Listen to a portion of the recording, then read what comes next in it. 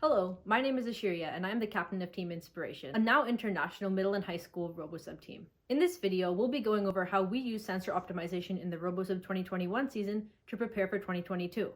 We'll be going over our subsystem overview, competition strategy, and development and testing. Hi, I'm Rishi. I'm the team deputy captain and the software lead. Hi, my name's Ish. I'm the team deputy captain and the electrical lead.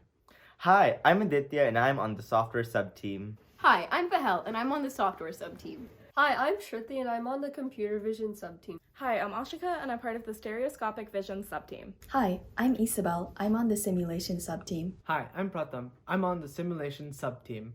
Hi, I'm Mabel and I'm the technical paper lead. Hi, I'm Claire and I'm on the simulation sub-team. My name is Maxime. I'm a high school student in France and I'm part of the simulation sub-team. Last season, our testing strategy involved rudimentary in-person testing. What this meant is that we would take sensors from the lab and send them to individual team members to test their respective subsystems. We even sent AUVs from the lab to team members who had pools in their backyard to test an integrated system. And on top of that, we established a remote testing network to do it all from afar. This season, we dramatically increased our capabilities in RoboSub by using Sim2Real. Our end goal for this season was to create an online testing platform that teams around the world can use, test on, and even contribute to, all in all benefiting the entire global RoboSub community. To do so, we created a virtual environment in Unity, a cross-platform game engine that can mimic the conditions found at the Transdeck pool. And in doing so, we were able to then test our system in an integrated, reliable environment despite not being at the Transdeck nor holding in-person tests. And all in all, this system has allowed us to be able to test more realistically, holistically, and efficiently. With the whole RoboSub community contributing to this platform, we hope that RoboSub Sim can be RoboSub's version of VRX used in RobotX and also be a platform for data sharing. This simulator allows for multi-agent cooperation between AUVs and the development of sensors. As of now, our system has simulated most of the sensors, and we're in the development phase for many more. This tool has been a great learning resource for us.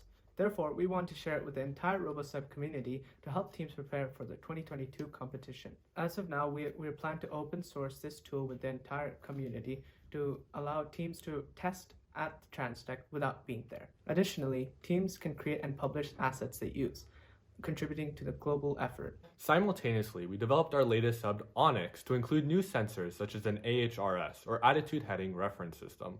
We physically tested these sensors to determine and compare the accuracy of them as to those in the sim. Our in-person competition strategy this year involves two AUVs, Onyx and Gray from 2020, working together to achieve more points in less time.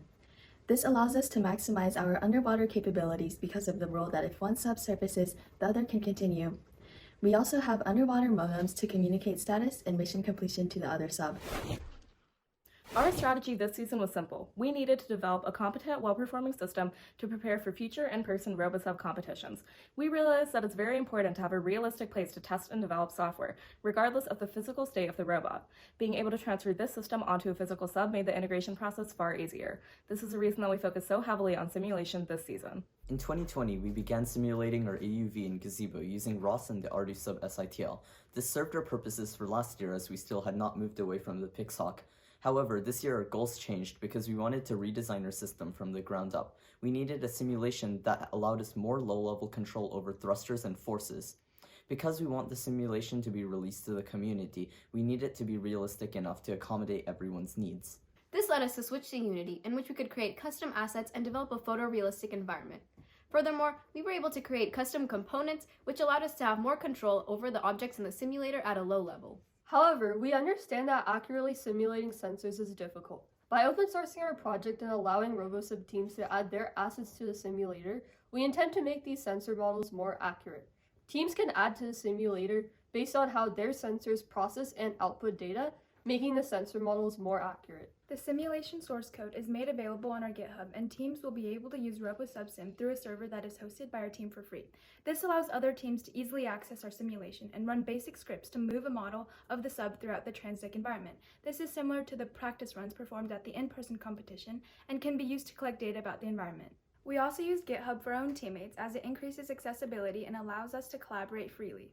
Because our simulator is made to be open sourced, RoboSub teams can write custom scripts or use previously developed code to test and run their AUV autonomously. Although we provide a basic model of an underwater robot, each team can import their models of their AUVs and implement the sensors we have provided.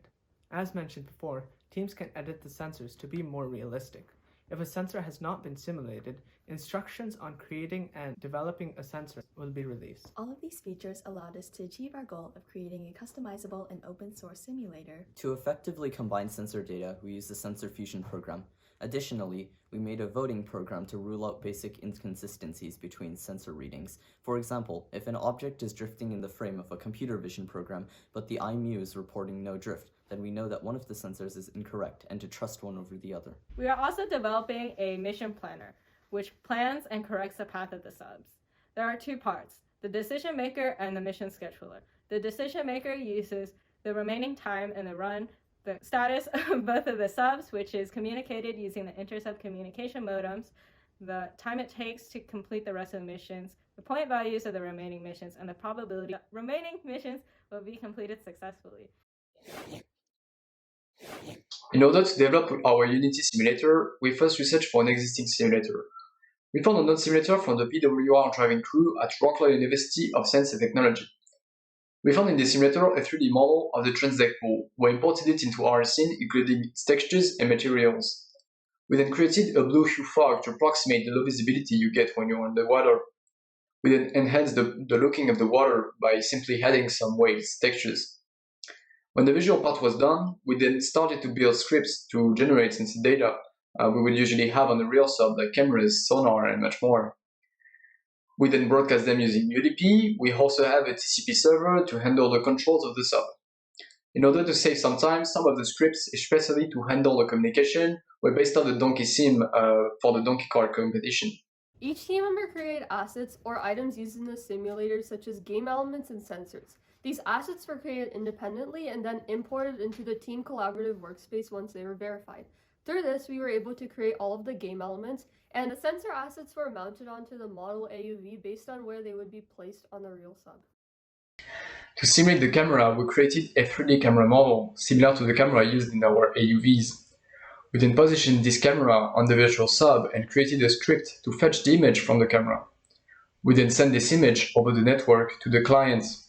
Computer vision tests on footage from a live video feed of this camera in Unity, as well as screen recordings of the simulator, gave us realistic results without actually testing the computer vision on a physical camera underwater. If we were to test on a physical camera underwater, we would receive similar results because of the realistic nature of our simulator. After further development, we were able to stream video from the virtual camera directly to the computer vision program, in which we could then apply filters. In total, we applied 11 filters and discovered that they were most useful at isolating missions based on their color. Because of this, we homogenized all the programs to first perform color isolation and then form bounding boxes. This made the process of programming much more rapid and accurate. To simulate our IMU in Unity, we used a 3D model of our AHRS unit and its rotational X, Y, and Z values as the roll, pitch, and yaw. To simulate our sonar in simulation, we developed and created a sonar sensor asset and imported it into Unity. Then we created a script which takes out a raycast from the sonar and returns the distance when the raycast hits any object in the environment.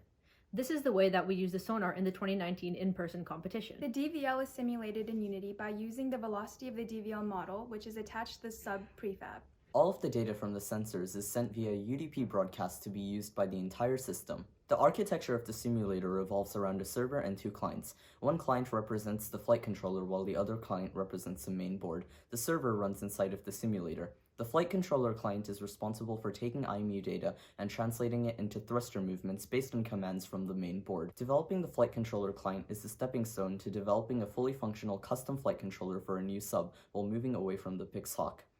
Because the clients mimic the functionality of a real AUV, it becomes easy to move the simulation code to a physical AUV with minimal hassle. Along with our simulated tests in Unity, we also tested the sensors on the physical sub. Before attaching all of our sensors onto the frame of the sub, we created a full test bench to be able to test our programs out of water but on physical sensors. This test bench included the depth sensor, IMU, DVL, camera, and sonars. These were connected to our Jetson Nano, which was connected to a Pixhawk flight controller, and 8 continuous rotation servo motors in place of thrusters. We received 2 new AHRS devices which we wanted to compare to our Pixhawk IMU, which we previously observed to have a lot of drift. To test these devices with each other and with the Pixhawk IMU, we conducted a test where all 3 devices were left static and data was collected into a file with timestamps. Then, using Plotly, a Python plotting software, we were able to graph the data and align it based on time. This showed the drifting of the Pixhawk and the consistency of the 2 new devices. We developed code for our DVL to optimize the path to reaching both a target velocity and a target destination. We created a PID controller that helped us measure error between current and target velocity and current and target distance. We tested this by feeding the controller arbitrary error values and saw that the motor power changed accordingly. Overall, this season we put a heavy emphasis on simulation to help not only our team but the community. Seeing the benefit of having a realistic way to test out of the water, we hope that the community will join us on this effort and help make the platform better. We will continue to use RoboSub Sim to prepare for 2022 and hope that other teams will join us. For more information about our team and to check out our hull design video, visit our website. We'd like to thank our mentors and sponsors for supporting us throughout the season.